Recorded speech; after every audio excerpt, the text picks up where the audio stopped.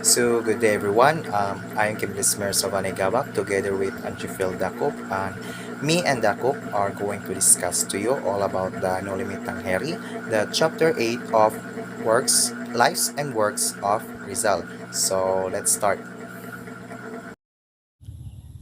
Good day, everyone. We are now in chapter 8 entitled Noli Tangere by Jose Rizal.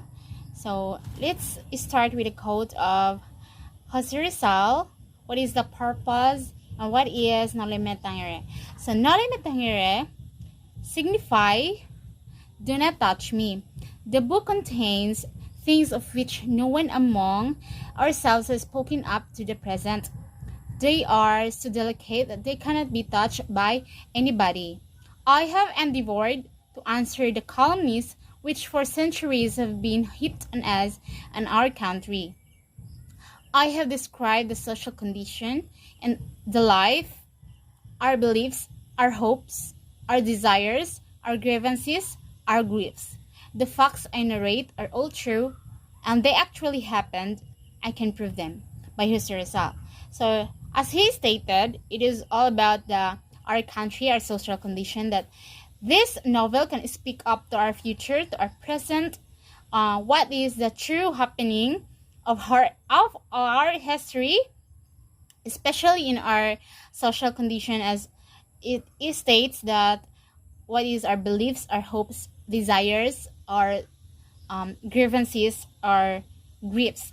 So it tackles about how and what is the real happenings and the facts of our country. So let's states and tackle about the sequence of happening and how Jose Rizal made the Noli Me Tangere, or what is the purpose or all about. So, during the gloomy winter month in Berlin, Rizal was famished, sick, and despondent. But such physical discomforts could not chain his indomitable spirit to intellectual captivity.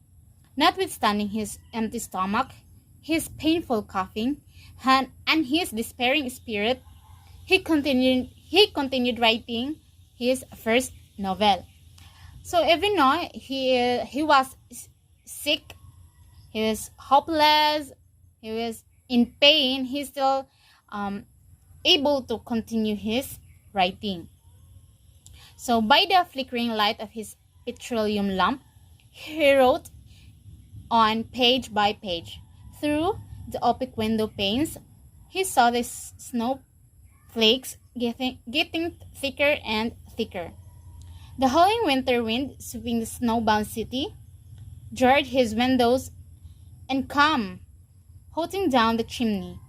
He wrote on and on until the early hours of dawn. At long last, he finished the novel of February 21, 1887. It was the Noli Me Tangere, his first novel. So he wrote his first novel, and it finished on February 21, 1887. So let's see what the journey of his novels and what is all about. So let's continue about the idea of writing a novel on Philippines. His reading of Harriet Beecher Stowe's Uncle Tom's Cabin, which portrays the brutalities of American slave owners and the pathetic conditions of the unfortunate Negro slaves, inspired Dr. Rizal to prepare a novel on the Philippines. He was a student in the Central University of Madrid. So this reading about Harriet Beecher Stowe's Uncle Tom's Cabin. So as we all know and we heard about the history and about the happenings of the brutality of the Americans through the slavery of the Negroes. So it inspired Dr. Rizal to write and prepare his novel on the Philippines. So in a reunion of Filipinos in the house of the Paternos in Madrid. On January 2, 1884, Rizal proposed the writing of a novel about the Philippines by a group of Filipinos.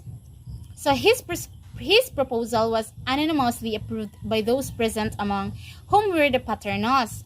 So these are Pedro Maximino and Antonio, Graciano Lopez Hayena, Everesto Aguirre, Eduardo Dilete, Julio Lorente, and Valentin Ventura. So these are the Filipino groups, and which he unanimously approved, based which he presented his novel. So unfortunately, Rizal's project did not materialize.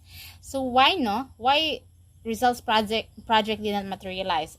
So these compatriots who were expected to collaborate in this novel did not write anything. So those companions that Rizal expected to collaborate with didn't even put writings on his novel, no? So the novel was designed to cover all phases of Philippine life. So the real purpose of the novel is to all about the Philippine lives, no? So however, almost everybody wanted to write on women. So Rizal was disgusted as such flippance, because it shows a lack of respect and or seriousness, no? It is frivolousness, no? So he was more disgusted to see that his companions, instead of working seriously on the novel, wasted their time gambling or flirting with the Spanish girls, no? So the companions he was expected to collaborate with, they are not serious, but instead they are wasting their time for gambling and flirting. So undaunted by his friends' indifference, he determined to write the novel alone. So it's because of what his friends doings, no? So he determined to write his novel alone. So the writing of the Noli. So let's proceed. So toward the end of 1884, Rizal began writing the novel in Madrid and finished about one half of it. So when he went to Paris in 1885, after completing his studies in the Universidad Central de Madrid, he continued writing the novel, finishing one half of the second half. He wrote the last fourth of the next in Germany. So even when he traveled anywhere, he still managed to wrote and about his novel, no? So during the dark days of December, it was 1886, while his spirit was its lowest ebb. So he was less in himself. So he almost threw the manuscript into the fire. So he almost gone it, no? He almost threw it on the fire. He almost burned it. So the novel was almost finished then, no? When it is almost finished, then he is hopeless, no? He felt less in himself. So he was desperately despondent because he saw no hope of having it published, for it. He was utterly penniless. So it is because he was hopeless, no? It is because he had no money. He had lack of everything. He had lack of materials, specifically in money, no? So that he wrote to his friend Fernando Canon. He stated that, I did not believe that the Noli Tangere would ever be published when I was in Berlin, heartbroken, weakened, and discouraged from hunger and deprivation. I was on the point of throwing my work into the fire as the thing occurs to my feet only to die. So we are on, as we can relate, we are really on our point now. If we are going to this ruin everything, no, especially in our work, because we are heartbroken, we are weak to ourselves, we are losing hope, no. So that's what Jose Rizal felt to himself. So in mid-December, a telegram from Barcelona arrived. It was sent by Dr. Maximo Viola, no? Dr. Maximo Viola was his friend. So he received a telegram, no, informing Rizal of his coming visit to Berlin. So the message revived the author's hope because it awakened his hope, awakened his courage, no. It alive. It makes him alive, no, because his friend is visiting, no. So his friend Viola, a sign of a rich family of San Miguel, Bulacan, would surely lend him the money for the publication of the novel. So he is surely, because his friend is rich, and it is being expected, or he trusted friend. So that's what he is having a hope to publish the novel. So it awakens the hope and courage. So let's proceed to the man who saved the Noli. Indeed, Viola was a godsend. Why do you think that Viola was a godsend? No, hulog ng langit, no. So without him, the Noli would most likely never appear in print. So because of Noli mi Tangere, until now it printed. Because of him, it published. No, we should all thank him because of Viola, Noli me Tangere was published, and we all informed about our country. So the meeting between Viola and Rizal in Berlin was a joyous one, no, because of him. The work of Jose Rizal was published, and we Filipinos also thank him for that, no, because of the manuscript and novel. So Viola, loaded with money, came to Berlin to invite Rizal to join him on a tour of Europe, no. But when he learned of Rizal's predicament, he kindly agreed to postpone the tour and instead advance some money so that the novel could be printed, no. Instead, they are going to tour in the Europe, no. They are so Viola, no, lend him Rizal a money to be to print or publish the Noli me Tangere. So the first edition of the Noli was printed in Berlin in 1887. So the cost of printing was 300 pesos advanced by Viola. So 300 pesos was very expensive at that time, no? Because even 1 pesos, it is very expensive. How much more 300 pesos, no? It is very expensive at the time. So that Noli me Tangere was for 2,000 copies, no? So in token of his appreciation and gratitude, Rizal gave to Viola the gallery proofs of the Noli, carefully rolled around the pen that he used in writing the novel, and the first copy to come off the press with a dedicatory autograph as follows: "To my dear friend Maximo Viola, the first to read and appreciate my work. Jose Rizal, March 29, 1887, Berlin." So, Noli me Tangere published on March 29, 1887. So this date, March 29, 1887, is a significant date, for it was the date when the Noli me Tangere came off the press. So it was widespread, no? It is already published, no? A new classic was thus born in Philippine literature, a book which caused a great stir in its times, and which is still a stirring book at present time. Even now, it is very important book and literature we had. And we still continue to give importance, no? So, let's tackle about the title of the novel. So, the title Noli me Tangere is a Latin phrase which means touch me not. It is not originally conceived by Rizal, for he admitted taking it from the Bible.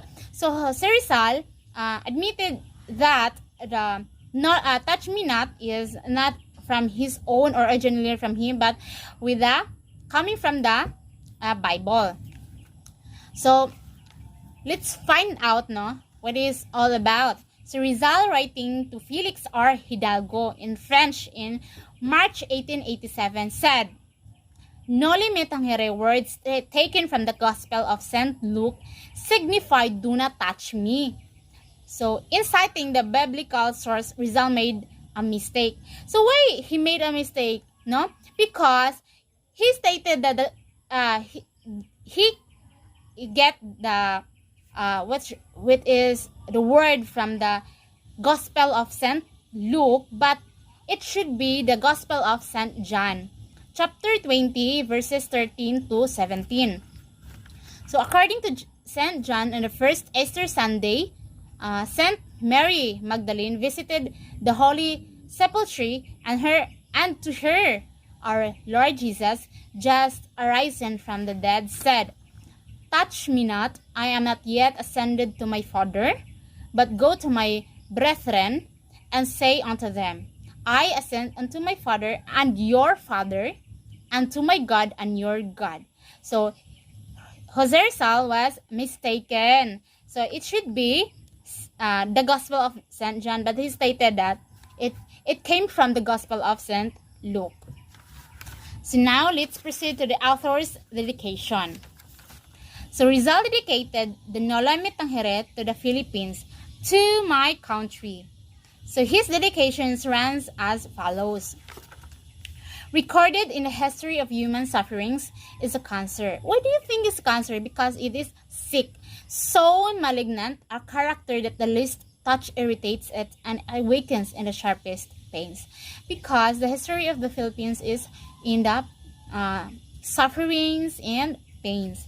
Thus, how many times in the midst of modern civilizations I have wished to call thee before me, now to accompany me in the memories, now to compare thee with other countries, hath thy their image presented itself, showing a social cancer like that other. Desiring thy welfare is our own, and seeking the best treatments, I will do with thee what the ancients did with their sick, exposing them on the steps of the temple, so that everyone who came to invoke the divinity might offer them a remedy. So, it is stated that our country desires our own safety or our best treatments, especially in our welfare, no? Then, what had done to our country, the ancients what had done to our country will never be forgotten and be exposed to what they're doing, no? And to this end, I will strive to reproduce thy condition faithfully, without discrimination. I will raise a part of the veil that covers the evil, sacrificing the truth everything, even vanity itself, since as thy son I am conscious that I also suffer from the defects and weaknesses. So Noli me Tangere, it indicates about our country, the truth behind all the sufferings, no? So now let's proceed to the synopsis of the Noli. So what is synopsis? So synopsis is about brief summary or general summary about the Noli. So the novel Noli me Tangere contains 63 chapters and the epilogue. So it begins with a reception given by Capitan Tiago. So Santiago de los Santos, it is Capitan Tiago, at his house in Cali Analog, now Juan Luna Street, on the last day of October. This reception or dinner was given in honor of Crisostomo Ibarra, a young and rich Filipino who had just returned after 7 years of study in Europe. Ibarra was the only son of Don Rafael Ibarra, friend of Capitan Tiago and a fiancé of beautiful Maria Clara, supposed daughter of Capitan Tiago. So we are talking about later, but why it is supposed daughter of Capitan Tiago, no?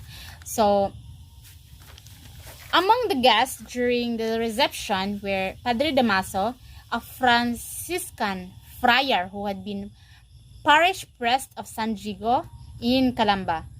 Ibarra's native town for 20 years, Padre Sibayla, a young Dominican parish priest of Binondo, Senor Guevara, an elderly and kind lieutenant of the Guardia Civil, Don Tiburcio de Espadania, a bogus physician. So even before, there's bogus, there already a bogus. So that's Tiburcio, Don Tiburcio de Espadania. So a bogus physician, lame and henpecked husband of Doña Victorina, and several ladies. It's several ladies. So it is known as playboy nowadays. So Ibarra, upon his arrival, produced a favorable impression among the guests. So the guests has their own impression about the Ibarra, but except Padre Damaso, who was rude to him. In accordance with German custom, he introduced himself to the ladies.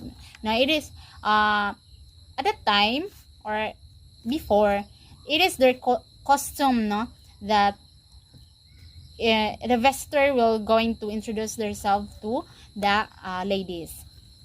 During the dinner, the conversation centered on Ibarra's studies and travels abroad. So the topics turns out about Ibarra's studies and travels, So Padre Damaso was in a bad mood. Why was he in bad mood, Because he got a bony neck, and hard wing of the chicken tinola. So he's bad mood because of that. So he tried to discredit Ibarra's remarks. So because of this bad mood, he tried to interrupt and discredit Ibarra's remarks. After dinner, so Ibarra left Capitan Tiago's house to return to his hotel. On the way, the kind Lieutenant Guevara told him the sad story of his father's death in San Diego's Don Rafael. His father was a rich and brave man. So he stated that his father's death because of this. He defended a helpless boy from brutality of an illiterate Spanish tax collector. So illiterate is it means that not able or do not know how to read and write. So his father pushed this Spanish tax collector, the latter, and it accidentally killed him, So because of that, he was thrown in prison. So his father was thrown in prison, and where he died unhappily. He was buried in consecrated ground, but his enemies accusing him of being a heretic. Heretic means that he was against the religion of having his own beliefs. He's against their religion, especially in Christians. So that's why his body had removed from the cemetery. So on hearing his father's sad story, Ibarra thanked the kind of Spanish lieutenant and vowed to find out the truth about his father's death. So the following morning, so he first also he visited Maria Clara, so his childhood sweetheart. So Maria Clara teasingly said that he had forgotten her because girls in Germany were beautiful. So it is because of being missed, or that's why he's teasing, as she's teasing. So Ibarra replied then that he had never forgotten her. So after the romantic reunion with Maria Clara, Ibarra went to San Diego to visit his father's grave. It was All Saints' Day. At the cemetery, the grave digger told Ibarra that the corpse of Don Rafael was removed by order of the parish priest to be buried in the Chinese cemetery. So his father was removed there, to the Chinese cemetery. But the grave digger also told him that it was already removed. So he stated that the corpse was heavy and it was a dark, rainy night, so that the grave digger simply threw the corpse in the lake because of the rainy, dark night, So the corpse also heavy, so he simply threw the corpse. So what does Rizal's feelings about it? Even even we are in that situation, we will be angry, no? So Ibarra was angered by the graves digger's story. He left the cemetery. On the way, he met Padre Salve, Franciscan parish priest of San Diego. In a flash, Ibarra punched on the priest. So he punched the priest, demanding redress for desecrating his father's mortal remains. So, di ba, ginalapustangan the body of his father. So Padre Salve told him that he was nothing to do with it, for he was not the parish priest at the time of Don Rafael's death. So it was Padre Damaso, his predecessor, who was responsible for it. So the person who held the job of the time is Padre Damaso. So Ibarra was convinced of Padre Salve's innocence. So Ibarra went away. So in this town, Ibarra met several interesting people. Who are the interesting people? So such as the wise old man Tasio the sage, whose ideas were too advanced for his times.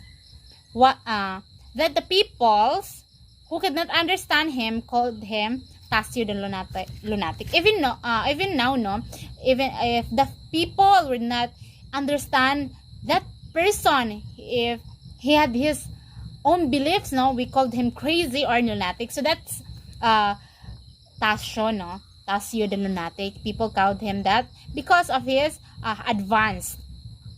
Then there's this the progressive school teacher who complained to Ibarra that the children were losing interest in their studies because of the lack of proper schoolhouse, no, the construction of our schools, maybe, no, and the discouraging attitudes of the parish priest towards the teaching Spanish and the use of modern methods of pedagogy, no. Even if right now, nowadays, at that time, if we compared, we still losing interest if our teacher, of someone who teach us, having an attitude or bad attitude, and especially in methods of teaching, we cannot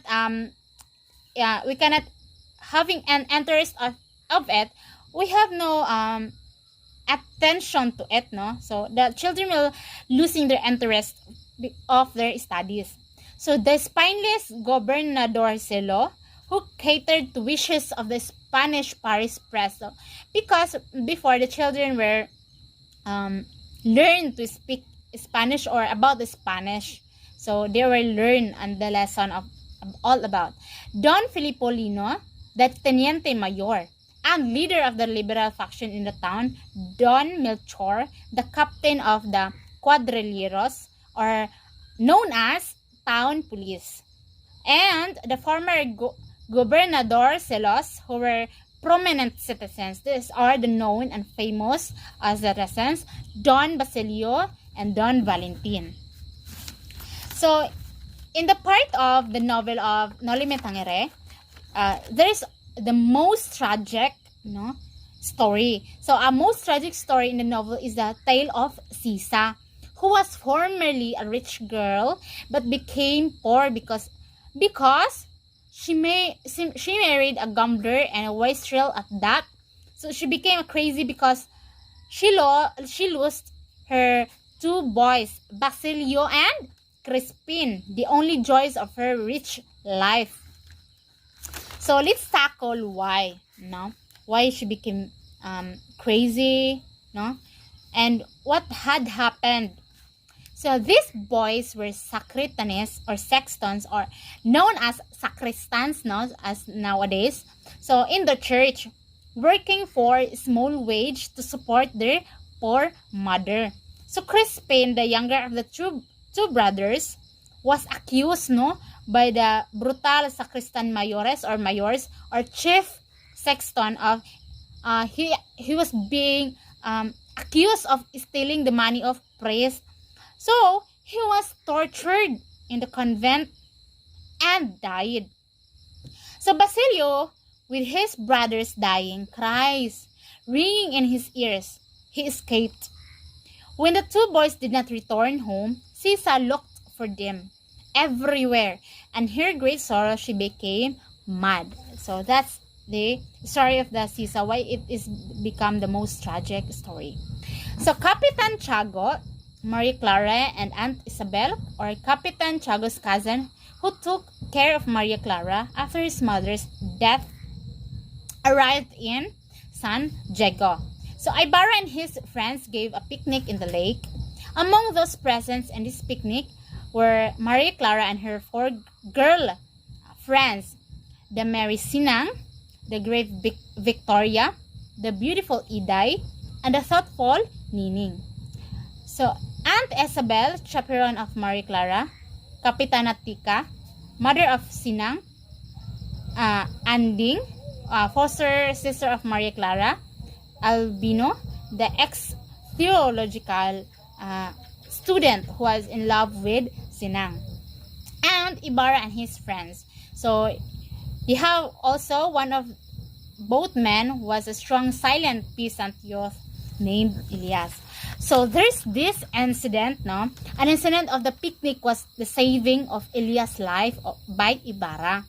So Elias bravely grappled with a crocodile which was caught in the first coral. So Elias was fought, no, the crocodile. But the crocodile struggled furiously so that Elias could not subdue it. So Ibarra jumped onto the water and killed crocodile. So thereby it saved Elias, no, by saving his life. So this another incident which preceded that with what I mentioned about near tragic crocodile incident. It was rendering of a beautiful song by Maria Clara, who had a sweet voice. Upon the insistent request of her friends, she played the harp and sang. So the song of Maria Clara. Sweet are the hours in one's native land, where all is dear, the sunbeams bless, life-giving breezes sweep the strand, and death is softened by love's cares. Warm kisses play in mother's lips, on her fond, tender breast awakening, when round her neck the soft arm sleeps, and bright eye smiles, O love partaking. Sweet are the hours in one's native land, where all is dear, the sunbeams bless, life-giving breezes sweep the strand, and death is softened by love's cares. So that's the song about the song of the Maria Clara. So, good day everyone. So, this is the continuation of what have Jacobs reported earlier. So, it's all about the hypnosis of Noli Tangere. So, after Maria Clara's song in the crocodile exit incident, they went ashore. They made merry in the cool wooded meadow. So, after the crocodile incident daw, they are celebrating na sila yung mga kaon-kaon together nila ni Padre Salvi, Padre Captain Basilio, and Alvarez. So, until the meal is over, Ibarra and Capitan Basilio played chess while Maria Clara and her friends played the Wheel of Chance. So actually guys, the Wheel of Chance is a fortune telling game. It introduces an element of change in the current life such as change be change being a situation or a position or a fortune. And as the girls were enjoying their fortune-telling game, Padre Salvi came to tour to pieces the book. So, gigisi ni Padre Salvi ang libro nga ilang gidula. Kay para magini Padre kay para magini Padre Salvi is ang kanado nga dula is makasasala daw.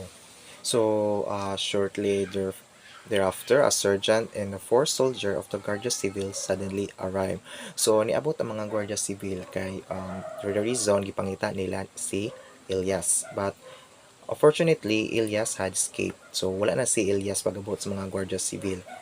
And during the picnic also, Ibarra received a telegram from the Spanish authorities notifying him of the approval of his donation of a schoolhouse for the children of San Diego. And the next day, Ibarra visited Old Tasio to consult him on his pet project about the schoolhouse. So, sa iyang pag-visit ni Tasio, Ibarra saw the old man's writing were written in hieroglyphics.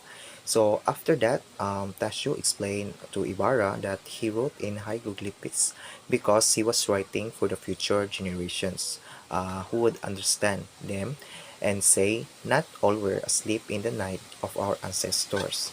So Tashu was pessimistic about the project of Ibarra to build a schoolhouse at his own expense. However, the construction of the schoolhouse continued under the supervision of architect named Nor Juan. And meanwhile, San Diego was merely preparing for its annual fest in honor of its patron Saint Diego de Alcala, whose feast day is the 11th of November.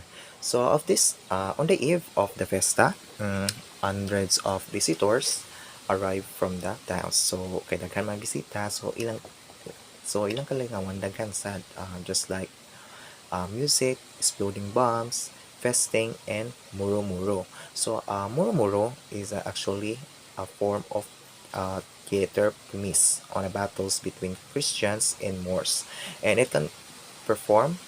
So, Moors is performed in fiestas in the Philippines from the Spanish colonial period. And then in the morning of the fiesta, there was a high mass in the church officiated by Padre Salvi. Padre Damaso gave the long sermon in which he expatiated on the evils of the times were caused by a certain man. So in the middle of the mass, si Padre Damaso daw kay nangasaba sa mga tao who having tasted some education and spreading their pernicious ideas among the people. And after Padre Damaso's sermon, the mass was continued by Padre Salvi. Elias quietly moved to Ibarra, who was kneeling and praying by Maria Clara's side, and warned him to be careful during the ceremony of the laying of the cornerstone of the schoolhouse because there was a plot to kill him. And Elias suspected that the yellowish man who built the derrick was paid stooge on Ibarra's enemies. So, ang derrick guys is a lifting device. Kabantay mo ng taas bitaw nga um, na-hook nga basta mo na siya. And the truth to his suspicion later in that day when Ibarra in the presence of a big crowd went down into the trench to cement the cornerstone. The derrick collapsed and Elias quick as flash pushed him aside thereby saving his life. So at the sumptuous dinner that night under the decorated kiosk, a sad incident occurred. The arrogant Padre Damaso, speaking in the presence of many guests, insulted the memory of Ibarra's father. So Ibarra jumped to his seat, knocked down at the fat friar with his fist, and then seized a sharp knife. So sa kasuko ni Ibarra kang Padre Damaso, kay lagi iya insulto ang papa, iyang gisumpag dayon gitutukan sa kutsilyo. So she introduced to Capitan Tiago's young Spaniards, Don Alfonso Linares and de Espadanya. He's a cousin of Don Tiburcio de Espadanya and godson of Padre Damaso's brother-in-law. So Linares was a penniless and jobless, the fortune hunter who came to the Philippines in search of a rich Filipino heiress. Both Doña Victorina and Padre Damaso sponsored his wooing of Maria Clara, but the latter did not respond because she loves Ibarra. So the story of Ilias, like that of Sisa, was a tale of pathos and tragedy. So he related it to Ibarra also, and some 60 years ago, his grandfather, who was then a young bookkeeper in a Spanish commercial firm in Manila, was wrongly accused of burning the firm warehouse. He was flogged in public and was left in street crippled and almost died. And years later, the first boy became a dreaded tulisan. His name is Balat, and he terrorized the province. the provinces. And one day he was caught by the authorities, and his head was cut off and was hung from a tree branch in the forest. And Balat younger brother, opposite ni kang Balat, okay? Because Balat's younger brother, who was by nature kind-hearted, uh, fled and became a trusted laborer in the house of a rich man in Tayabas. So he fell in love with the master's daughter. The girl's father, enraged by the romance, investigated his past and found out the truth. So the unfortunate lover, Ilyas' father, was sent to jail while the girl gave birth to twins, a boy, Ilyas, and a girl. So then Elias was educated in a Jesuit college in Manila, while his sister studied at La Concordia College. They lived happily until one day, owing to a certain dispute over money matters, a distant relative exposed their shameful birth, and an old male servant whom they used to abuse, was forced to testify in a court, and the truth came out, and he was their real father. So Elias and his sister left Tayabas to hide their shame in another place, and one day the sister disappeared. So Elias roamed from place to place looking for her, until he heard later that the girl, answering to his sister's description, was found dead on a beach. So, on a beach of San Diego. So Elias, learning of Ibarra's arrest, burned all the papers that might incriminate his friend and set Ibarra's house on fire. Then he went to a prison and helped Ibarra to escape. And he and Ibarra jumped into a bangka loaded with sakate, so it's a grass. So Ibarra stopped at the house of Capitan Tiago to say goodbye to Maria Clara. And thus, tearful last scene between the two lovers. Ibarra forgave Maria Clara for giving up his letter to her the Spanish authorities, and it was also utilized them as the evidence against him. So on her part, Maria Clara revealed that those letters were exchanged with a letter from her late mother, si Pia Alba, and which Padre Salvi gave her. From his letter, she learned that her real father was si Padre Damaso. And then, after bidding Maria Clara's farewell, Ibarra returned to the Bangka, and he and Elias paddled up to the Pasig River towards Laguna de Bay. A police boat with a Guardia Civil on board pursued them as their Bangka reached the lake. Elias told Ibarra to hide under the Zacate, as the police boat was overtaking the Bangka. Elias jumped into a water and swam swiftly toward the shore. And it was Christmas Eve, and the moon gleamed softly in the sky. Basilio prepared the funeral pyre, as a life's death slowly left his body. So Elias looked towards the east and murmured, I die without seeing the dawn brighten over my native land.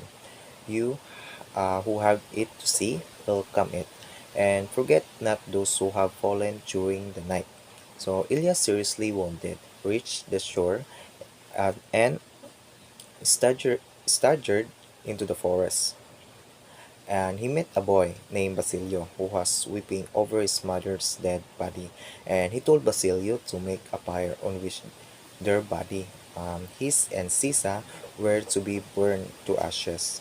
So in this way, he diverted the attention of the soldiers to his person, thereby giving Ibarras a chance to escape. The soldier fired at the swimming Elias, who has hit and sunk. So the water turned red because of his blood, and the soldiers, thinking that they had killed the fleeing Ibarra, returned to Manila. Thus, Ibarra was able to escape. So that's the end of a novel. So the novel has an epilogue that recounts what happened to the other characters. So Maria Clara, out of her loyalty to the memory of Ibarra, the man she truly loved, entered the Santa Clara nunnery. And Padre Salvi left the parish of San Diego and became a chaplain of the nunnery. And Padre Damaso was transferred to a remote province, but the next morning he was found dead in his bedroom. And Capitan Tiago, the former general host and generous patron of the church, became an opium addict and a human wreck. And Doña Victorina, still handpicking poor Don Tiburcio, had taken to wearing eyeglasses because of weakening eyesight. Uh, and Linares, who failed to win Maria Clara's affection, died of dysentery and was buried in Paco Cemetery. So the Alferez was successfully repulsed. The abortive attack on the barracks was promoted the major. He returned to Spain, leaving behind his shabby mistress, Doña Consolacion. And so I guess that's the end of our report. Thank you for watching and listening. Sorry kay sa tingo guys, gilantan ko karon and laban lang. Thank you. So this is the cover of Noli Tangere, and as you can see they are symbols. So first symbol is the cross. The cross defines sufferings. Suffering in corruption, injustice, poverty, and most especially abuse. So the next symbol is pomelo blossoms and laurel leaves. It defines honor and fidelity. This symbolizes from the people who are continuing their faithfulness to an obligation and also their trust and their duty. So the next symbol is silhouette of a Filipina. It believes that this is Maria Clara, or as the Inang Bayan to whom Rizal dictates the novel. The next symbol is burning torch. It defines rage and passion. So it refers also it the weakening of the Filipino. The next is sunflowers. It defines alignment. So the next one is bamboo stalks, and it represents Filipino resiliency because of despite of the sufferings, Filipino can still stand tall and firm. So next one is a man in a cassock with hairy feet. It represents the priest using religion in a dirty way. It also symbolizes the legend of the wolf. The wolf shaped shapes just like how. So the next one is chain. Chain symbolizes slavery and imprisonment. So the next one is whips. It represents the cruelties or abuses that done by the Spaniards and friars depicted in the novel. And the last one is helmet of the Guardia Civil. Helmet of the Guardia Civil represents arrogance of those in authority. So this is the major character of Noli Me Tangere. So first is Ibarra or Juan Cristomo Ibarra Magasalin.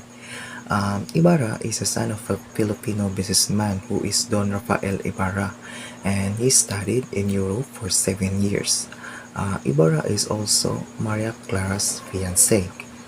So Maria Clara or Maria Clara de los Santos Alba, she was raised by Capitan Tiago, San Diego's Cabeza de Barangay, and it is the most beautiful and widely celebrated girl in Santiago. Capitan Tiago or Don Santiago de los Santos is a Filipino businessman in the Cabeza de Barangay, and also he is the head of barangay of the town of San Diego.